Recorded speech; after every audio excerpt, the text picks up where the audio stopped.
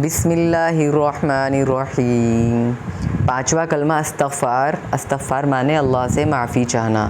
استغفر اللہ ربی من کل ذنب اذنبتہ عمدا او خطاء سرا او علانیۃ واتوب الیہ من الذنب الذی اعلم ومن الذنب الذی لا اعلم انک انت علام الغیوب وستار العیوب وغفار الذنوب ولا حول ولا قوة الا باللہ العلی العظیم۔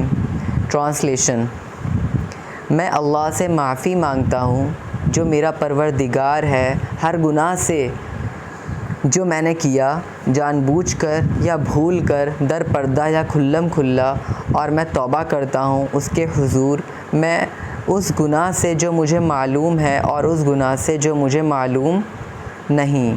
بے شک تو عیبوں کو جاننے والا اور عیبوں کو چھپانے والا ہے اور گناہوں کا بخشنے والا ہے، اور گناہوں سے بچنے کی طاقت اور نیک کام کرنے کی